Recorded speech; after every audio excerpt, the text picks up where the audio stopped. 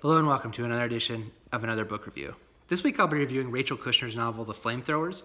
I'll talk very briefly about the author, go into a spoiler-free overview of the plot, talk about what I liked about the book, what I didn't like about the book, who I'd recommend the book to, and finish off with what I'll be reading for next time.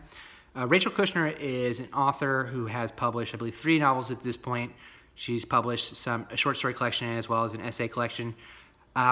This book, The Flamethrowers, received a lot of praise and was on a lot of end-of-year best books the year it came out in 2013. Her earlier novel, I believe is Telex from Cuba, which I have not read, but also received quite a bit of praise, as well as her follow-up to this book, The Mars Room. So she's a fairly well-regarded author. This is the first of her stuff that I've read. And this book, The Flamethrowers, is about a young artist whose name is Reno, who has recently completed college and moved to New York to get started in the art world. And she is a photographer and a filmmaker. She soon meets a man named Sandro, who is the heir to a Italian motorcycle fortune. His family builds motorcycles and has built motorcycles since between the First and Second World War, I believe.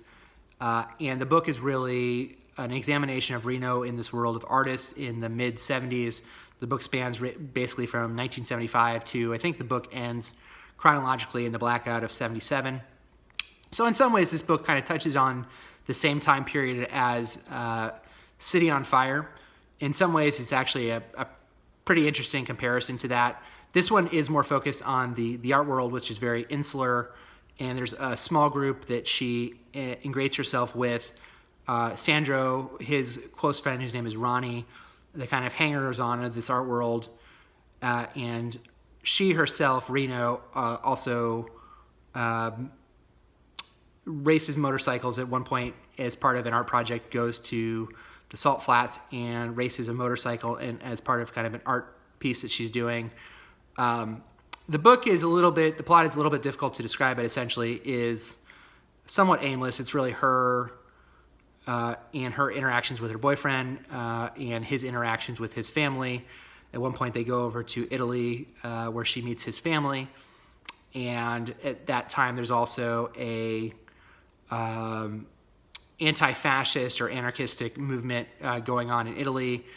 And that's kind of mirrored with a group in New York that also is anti-fascist, anarchistic. So that's the book. Again, it's difficult to talk about without spoiling it. I don't know which plot points are really spoilable, so I just want to be careful there. So the book really isn't really heavy on plot. It's really just the inner thoughts of this character as she is working her way through the world and her relationship with her boyfriend, and kind of there's something of a love triangle between her boyfriend, herself, and his best friend, whose name is Ronnie, who's also an artist. I think from a craft standpoint, the book is really well put together. I think Rachel Kushner does a really good job of giving you details to make the world feel real. There's a scene, like I mentioned before, where Reno is racing a motorcycle. I think she does some really nice detail work in the people of the Salt Flats who are there. I think there's a part in the book where Reno meets up with some anarchists in Italy, and I think that scene is really well described. So I thought that was good. I think that from sentence to sentence, the writing is very clear. The word choice is very good. I think there's a couple times in the book where she has to cut back and forth, not really to the extent of something like A Visit from the Goon Squad, but there are different time periods. We do jump back to Sandro's father, whose name I'm blanking on, but he was the founder of the motorcycle. The company's name is Valera, the Valera Motorcycle Company, and we kind of see the beginnings of that through Sandro's father. So we spent a couple chapters with him back in the 1910s. So we see that. So she kind of does a good job of cutting back and forth. You're not really confused about what time frame you're in. So I thought that was really well done. There's parts of the book that are quite funny. There's a chapter where she is describing a New York City street gang that was kind of this underground movement, in a lot of ways similar to City on Fire, where there's an underground movement of anti-capitalists who are stealing things, giving money to poor people, beating people up. Some people would say similar to Robin Hood type of situation. She has a chapter with that group that I thought was kind of funny where they beat up the Stooges, which was fun. So those are the things that I liked about the book. My biggest problem with this book is I felt it was a slog. I realized that the book is probably aimless because the main characters are aimless and they're artists, and time for them is a big thing in the book where they kind of constantly talk about time. And I feel like these characters are very much true to life, and if you were in this period, these conversations felt very true. I could see myself being there. Reading this, though, talking to people about art when you're in your 20s, I think is something that's very interesting, and you can give your opinion and take in opinions. Reading other people talk about art in their 20s is not particularly interesting, for me at least, and I think that that's what a lot of the book is. And the aimless nature of the book, even though I understand it from the character's perspective, it left a lot to be desired, in my opinion. There are long chapters in the middle of the book.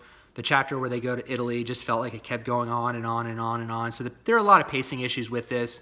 And this book really, the book that reminded me the most, maybe surprisingly, was The Sun Also Rises, which I'll leave in my link below. It's very similar to that in that if you want to use the term, it's a hangout. It's basically you're with these characters as they're going through their lives, and interesting stories happen, and they tell stories, some of which are interesting and some are not as interesting to me, because I didn't think it really added very much to the book.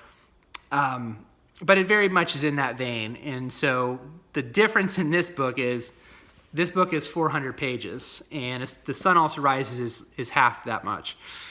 And Rachel Kushner, I think, is a good writer.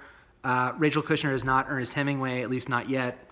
And he ends that book perfectly. There are some stories in that book where the book is really centered around the bullfights and them going to the bullfights. That, to me, was really interesting. There's a scene in that book where he's going fishing. That scene is really, really well written. There's nothing in this book, to me, that gets to that level to necessitate the length of this book. I felt the book probably could have been cut, maybe not in half, maybe that's excessive, but I think the book could have trimmed 100 pages. I didn't understand to the full extent why we were dealing with the Valera history. I really think that could have been taken out. I think there's a question of really who the main character is in this book. I can't give anything away. I don't want to give anything away. I don't want to make this a spoiler review. The character of Reno, I don't know how much of an arc she has. The book kind of ends in an ambiguous point. The book kind of ends in a strange point because this character is kind of going through life as it happens to her. It's not quite clear if there's a change in her consciousness or not. And it ends in a strange place. That's really all I can say. There's other characters who do seem to change or make decisions, but it's not quite clear what impact she has on them. So that felt really muddled to me. So if you are a fan of something you want to read that's like a hangout, description of the 70s, what the art scene was in the 70s, what the clothes were like in the 70s, what food people ate in the 70s, what was funny to people in the 70s, this book actually probably is not too bad. I personally was not particularly interested, and I think it would have been better served to have some kind of, like the bullfight, something there to where there's an event or there's something there that kind of ties things together. And there, just to me, kind of felt like one thing after another, after another, after another, and it just kept going on and on and on and on for me. There's also, I was surprised, and I don't know how surprised I should be, but there, maybe to some people's liking, maybe to others people's not, there wasn't as much sex and drugs as one would think that if you were writing a book about the art scene in the 1970s in New York City.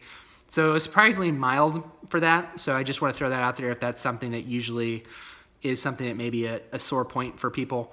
Most of that stuff is kind of done off to the sides or the innuendos. There definitely is a small scene, and there definitely are people dating multiple people. But again, it's kind of this small art scene, and you kind of, that's true of a lot of groups of friends in their 20s. And so there wasn't anything here to me that was really salacious. So I mean, from a craft standpoint, I think it's really well done.